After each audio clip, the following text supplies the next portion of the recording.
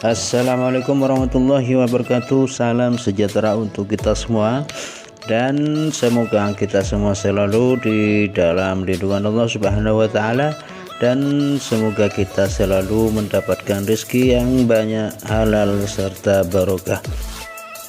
Dan juga tidak lupa buat teman-teman semua, semoga keluarga serta teman-teman semua yang di dalam keadaan sakit, semoga diangkat penyakitnya oleh Allah Subhanahu wa taala dan kita bisa beraktivitas dengan baik.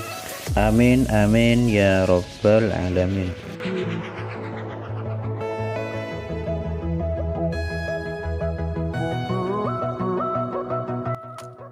Oke teman-temanku semua, setelah kita lakukan pembedengan, penjajahan tanah serta penumpukan tanah yang disebut dengan bedengan, langkah kedua kita mempersiapkan batang pohon pisang. Dicacah seperti ini teman-teman, dicacah tidak terlalu halus dan juga tidak terlalu kasar, yakni sedang-sedang saja teman-teman. Guna dari batang pohon pisang ini sangatlah banyak sekali teman-teman untuk tanaman kita. Di antaranya batang pohon pisang ini bisa diolah menjadi pupuk organik padat atau dijadikan sebagai campuran kompos teman-teman. Kemudian selain dijadikan kompos, batang pohon pisang ini bisa juga memberi masukan unsur hara makro serta mikro teman-teman. Kemudian kandungan batang pohon pisang ini yang lebih utama adalah nitrogen yang berfungsi sebagai pembentukan vegetatif bagian tanaman, terutama akar, batang dan juga daun teman-teman. Kemudian unsur hara yang terdapat dalam batang pohon pisang ini diantaranya adalah kalsium. Kalsium ini sebesar 16%. Kemudian ada kalium sebesar 23%. Dan juga kadar fosfor sebesar 32% teman-teman. Jadi kandungan yang berada di dalam batang pohon pisang ini sangatlah besar dan harus kita gunakan sebagai campuran dari kompos dan juga bahan utama pembuatan pupuk organik teman-teman. Jadi banyak sekali dan besar sekali manfaat yang terkandung di dalam batang pohon pisang ini teman-teman. Ayo kita lakukan pembuatan bahan-bahan organik seperti ini karena sangat banyak sekali manfaat dan fungsi dari batang pohon pisang ini teman-teman. Oke teman-temanku semua, setelah kita lakukan penjajahan pada batang pohon pisang ini, kemudian kita lakukan penaburan daun bambu teman-teman seperti ini, yang mana bedengan ini di tengah-tengahnya kita sudah buat lubang. Di area tengah bedengan ini kita buatkan lubang seperti ini teman-teman. Kemudian kita lakukan penaburan daun bambu. Ini adalah kohe kambing teman-teman. Ini daun bambu kita taburkan di sekitar tengah-tengah bedengan yang nantinya akan ditutupi dengan cacahan batang pohon pisang itu teman-teman. Kita lakukan penaburan sekitar tengah-tengah bedengan yang telah kita lubangi. Kita persiapkan batang pohon pisang yang telah kita cacah terlebih dahulu teman-teman seperti ini. Kita akan menaburnya di atas daun bambu teman-teman.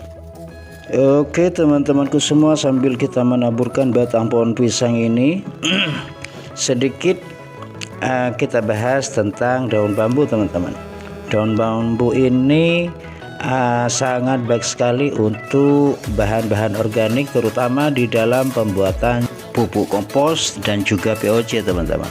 Baik sekali, bagus sekali untuk tanah dan juga tanaman kita, karena daun bambu memiliki banyak sekali kandungan senyawa aktif seperti flavonoid, polisakarida dan juga vitamin-vitamin lainnya teman-teman. Selain itu, mikroorganisme pada daun bambu bisa menjadi biodecomposer yang baik untuk sampah organik. Dan juga daun bambu ini bisa memancing datangnya jamur trichoderma teman-teman. Trichoderma ini sangat baik sekali untuk tanah kita, melindungi tanaman kita dari berbagai macam penyakit seperti layu fusarium dan juga lain-lain teman-teman. Banyak sekali manfaat yang terkandung pada daun bambu ini. Setelah kita taburkan daun bambu yang sudah kering ini, kita letakkan cacahan-cacahan batang pohon pisang ini di atas daun bambu secara merata teman-teman, secara merata seperti ini. Hampir selesai teman-teman. Yang kemudian kita akan lanjutkan dengan penaburan pupuk kandang, yang mana pupuk kandangnya ini saya akan memakai kohe kambing teman-teman. Saya memakai kohe kambing sebanyak 7 sak teman-teman, sebanyak 7 sak. Satu saknya berkisaran beratnya 30 kg teman-teman. Saya memakai 7 sak. Kemudian batang pohon pisangnya sama memakai 2 batang pohon pisang yang sudah dewasa teman-teman. Kemudian untuk daun bambunya saya memakai 3 sak urea teman-teman. Sedangkan daun bambu ini sangatlah ringan sekali. Kalau satu saknya itu kita timbang sekitar 1 kilo sampai 1,5 kilo teman-teman. Ini bentuk dari kohe kambingnya teman-teman. Kita akan menaburkannya secara merata di atas bedengan, tepatnya di tengah-tengah bedengan. Kita akan meletakkan kohe kambing ini di atas daun bambu dan juga cacahan batang pohon pisang ini teman-teman. Kita tutupi dengan kohe kambing secara merata agar kita bisa mendapatkan hasil yang sempurna teman-teman. Kemudian manfaat dari kotoran kambing ini sangat banyak sekali untuk tanah dan tanaman kita. Di antaranya adalah sebagai bahan perangsang dari tanaman kita. Hasilnya pertumbuhan akar, daun, batang, dan juga buah akan nampak lebih subur dan sempurna teman-teman. Kemudian setelah kita taburkan secara merata, sebelum kita tutup lubang bedengan dengan tanah, kita ambil air sebanyak 5 liter dan juga gula pasir sebanyak 1/2 kilogram teman-teman. Kemudian kita aduk-aduk secara merata sampai gula tersebut larut ke dalam air. Kemudian saya tambahkan bioaktivator, dimana dalam hal ini saya pakai 4. Kita tuangkan bioaktivatornya sebanyak 200 ml teman-teman. 200 ml untuk 1/2 kilo gula dan juga 5 liter air untuk kita siramkan pada bedengan yang telah kita taburkan dengan daun bambu dan juga batang pohon pisang teman-teman.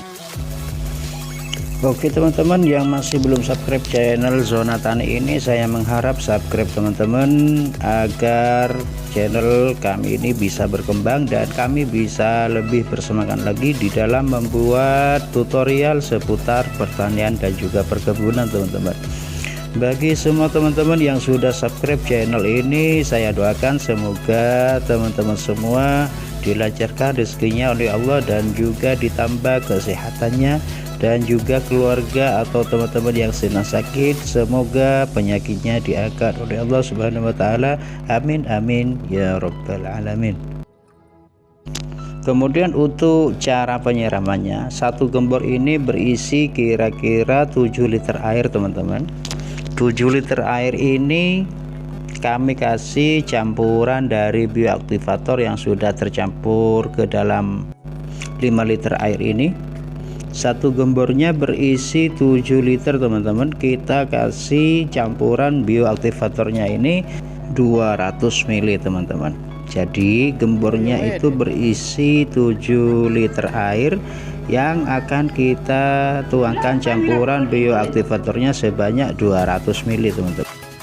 Kemudian setelah penyiraman kita lakukan di atas bedengan yang sudah ditaburi dengan kohe kambing, langkah selanjutnya kita tutup bedengan itu dengan tanah yang berada di sekitar atau di sela-sela bedengan ini teman-teman. Jadi cara ini saya sebut dengan fermentasi di lahan. Kemudian setelah penutupan lubang kita selesai, kemudian kita persiapkan bambu, yang mana bambu ini saya potong-potong panjangnya sekitar 30 cm teman-teman, dengan ketebalan sekitar 5 cm, dan kita belah menjadi seperti ini teman-teman, yang mana fungsinya ini sebagai penjepit mulsa yang akan kita pasang pada bedengan ini teman-teman. Kemudian jarak jepitan satu dengan jepitan yang lain itu sekitar 1,5 meter.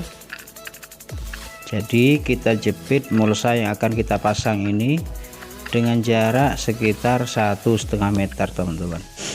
Itu jika mulsa kita memakai mulsa yang baru teman-teman.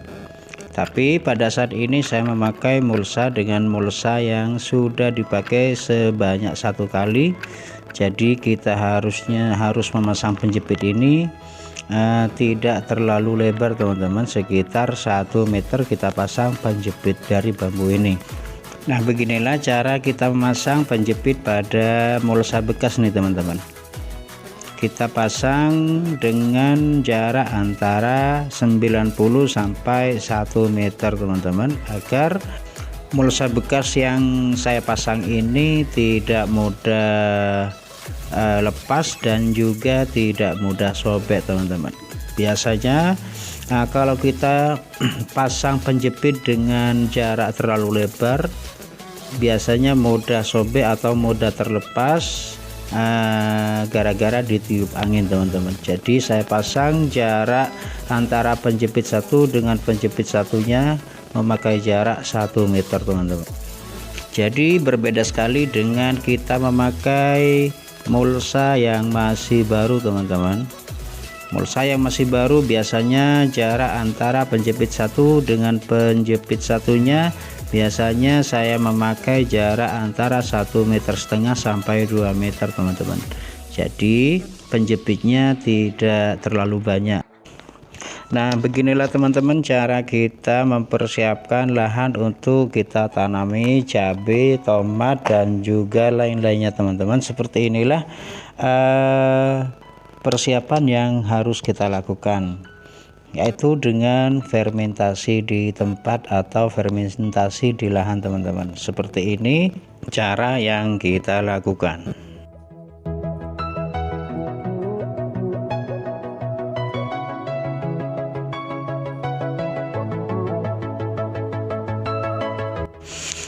Oke teman-temanku semuanya, semoga video ini bermanfaat buat kita semua, terutama buat teman-teman semua yang berencana ingin menanam, dan semoga apa yang kita rencanakan dan apa yang kita tanam dapat membuahkan hasil yang kita inginkan.